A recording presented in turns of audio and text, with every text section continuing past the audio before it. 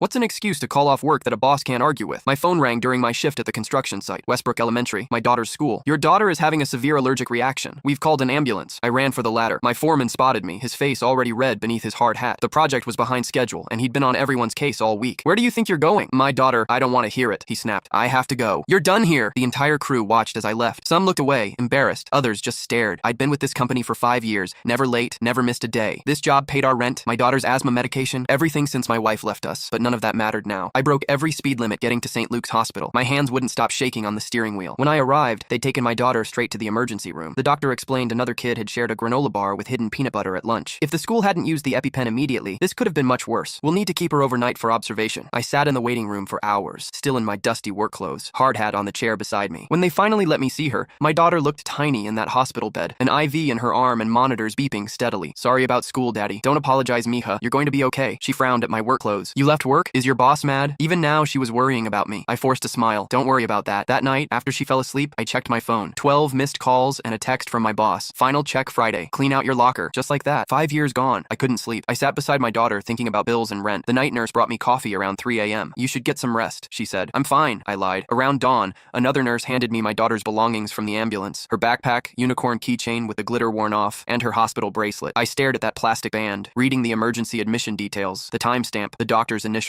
That's when I decided. Next morning, after my daughter's aunt arrived to stay with her, I drove to the construction site in my work clothes. The crew went silent as I approached. Some looked away, embarrassed. Others watched curiously. My boss was by the trailer with the project manager. Told you not to come back. Without a word, I placed my daughter's hospital bracelet on his plans. What's this? My daughter's emergency room bracelet from yesterday when she nearly died from anaphylactic shock while you were threatening my job. Silence fell across the site. Even the machinery seemed to pause. My boss examined the bracelet, his expression changing as he read the details. Jesus, I didn't know. Because you didn't ask. You assumed I was lying. My boss looked around at the crew, then back at me. The project manager suddenly became very interested in his phone. Look, there was no way for me to— There was. I cut him off. You could have asked instead of threatening me. My daughter's still in the hospital, but I came here anyway because I need this job. We both know I'm one of your best. So am I fired or not? My boss handed back the bracelet, clearing his throat. Take the week. Paid. Family comes first. I should have felt relieved, but I wasn't. That's not enough. What? How many guys have you fired without asking what happened? How many real emergencies did you ignore because you'd already made up your mind? My boss's face reddened, but not from anger this time. The project manager finally looked up from his phone. Boss, maybe we should consider an emergency leave policy. Other sites have implemented it with good results. My boss looked around at his crew, calculating the cost of standing his ground versus losing their respect. I'll look into it, he finally said. 3 weeks later, I was back at work. My daughter was better, with a new action plan at school, but something else had changed. A new laminated notice in the break room. Emergency leave policy. 3 paid family emergency days annually. No questions asked. Documentation only required upon return. It wasn't perfect, but it was something.